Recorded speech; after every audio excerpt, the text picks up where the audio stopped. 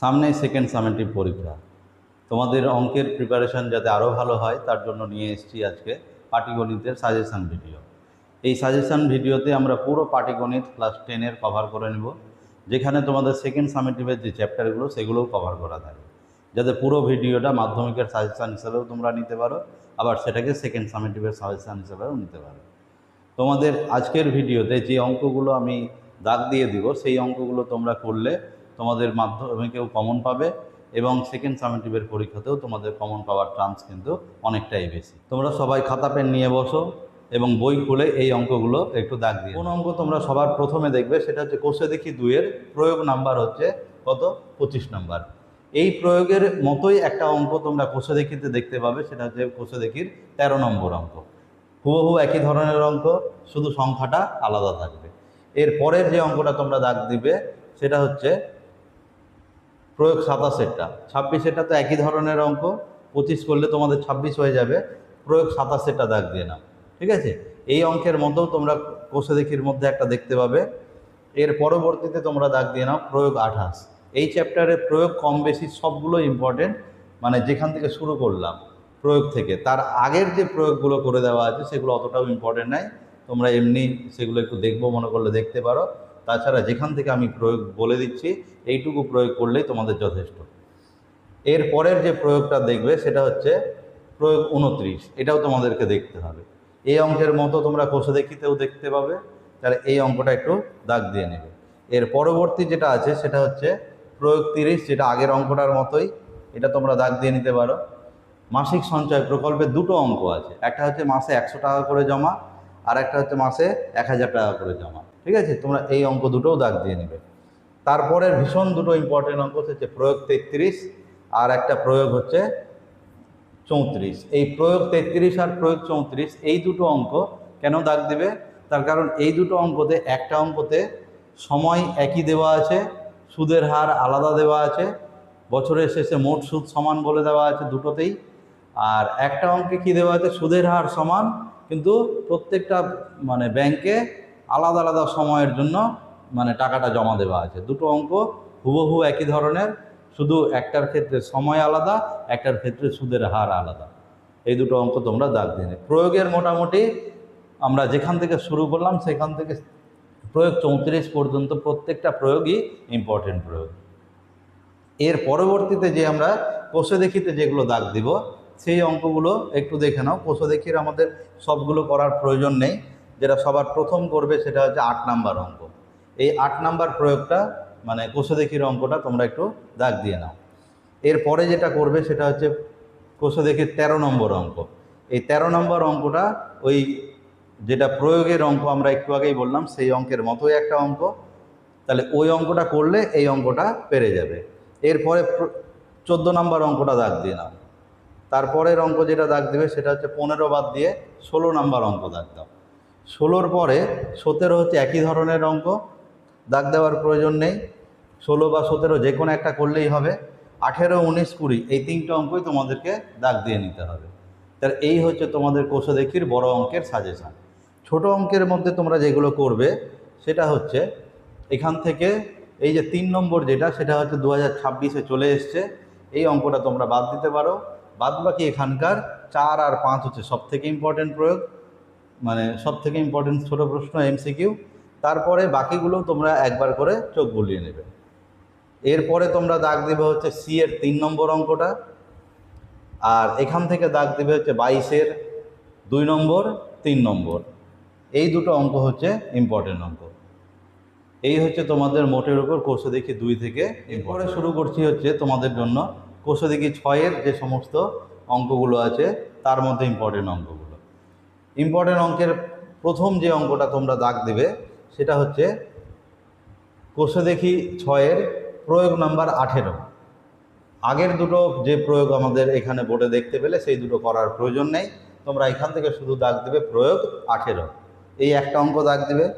এই অঙ্কটা তোমাদের এখানে উদাহরণ 2 রকম পদ্ধতিতে করে দেওয়া আছে, তোমরা যে কোনো একটা পদ্ধতি তোমাদের পছন্দ মতো করে নেবে। প্রয়োগ 18-এর পরে প্রয়োগ 19 আর প্রয়োগ 18 এই দুটো অঙ্ক হচ্ছে একই ধরনের অঙ্ক। এই দুটোর মধ্যে তোমরা যে কোনো একটা করবে তাহলেই হবে, ব্যাস। এখান থেকে এই দুটো অঙ্ক করলেই যথেষ্ট। বাদবাকি যে অঙ্কগুলো আছে এগুলো তোমরা কোষে দেখের মধ্যেই পেয়ে যাবে, যেগুলো শুধু সংখ্যাগুলো আলাদা দেওয়া আছে। কোষে দেখি 6.1-এর মধ্যে থেকে যেগুলো দাগ দেবে সেটা হচ্ছে 5 নম্বর অঙ্ক দাগ দেবে। 5 নম্বরের পরে তোমরা চলে আসো হচ্ছে এখান থেকে একদম 11 নম্বর অঙ্ক একটা দাগ দিবে, তারপর হচ্ছে 13 নম্বর অঙ্কটা দাগ দিবে। 14-র মতো একটা অঙ্ক এই বছর 2026-এ এসছে, এই অঙ্কটাও দাগ দিয়ে নিবে। 14 আর 15-এর মধ্যে একটা করবে। 16 আর 17 ভীষণ ইম্পর্টেন্ট অঙ্ক, যেটা প্রয়োগে আমরা দাগ দিয়ে নিলাম সেই অঙ্কের টাইপেরই অঙ্ক। 16, 17 দুটোই, তাহলে এই দুটোর মধ্যে একটা অঙ্ক কিন্তু তোমাদের শুধু সংখ্যাটা আলাদা আছে, অঙ্কের নিয়ম কানুন সব একই। তাহলে 16 আর 17 খুবই ইম্পর্টেন্ট অঙ্ক, অনেকগুলো স্টার দিয়ে নিতে পারো। এরপরে যেগুলো মাসে মানে 6 মাস অন্তর দেয় বা 3 মাস অন্তর দেয়, এই টাইপের যতগুলো অঙ্ক আছে তার মধ্যে থেকে একটা অঙ্কের নিয়ম ভালো করে শিখে নেবে, কারণ এই অঙ্কগুলোর ক্ষেত্রে তোমরা আলাদা কোনো জিনিস পাবে না। প্রত্যেকটা অঙ্কের নিয়ম কানুন সব কী থাকবে, একই থাকবে, ফলে একটা অঙ্ক করলেই যথেষ্ট। আর তারপর থেকে এখান থেকে যে অঙ্কগুলো করবে তার মধ্যে একটা বছর বের করার অঙ্ক করবে আর একটা সুদের হার বের করার অঙ্ক করবে। দুটো টাইপের অঙ্ক করবে, ব্যাস। একটা অঙ্কতে সময় বের করতে দিবে আর একটা অঙ্কতে সুদের হার বের করতে দিবে। যে কোনো দুটো অঙ্ক করে নেবে, ব্যাস তোমাদের এই চ্যাপ্টার কমপ্লিট। এর পরবর্তীতে যেটা আছে 6.2-এর যে অঙ্ক, 6.2-এর প্রয়োগ থেকে কোনো অঙ্ক করার দরকার নাই, শুধু একটাই করবে, সেটা হচ্ছে প্রয়োগ 28। ভীষণ ইম্পর্টেন্ট অঙ্ক, অনেকগুলো স্টার দিয়ে নিতে পারো এখানে। প্রয়োগ 28-এর পরে চলে আসে কোষে দেখি।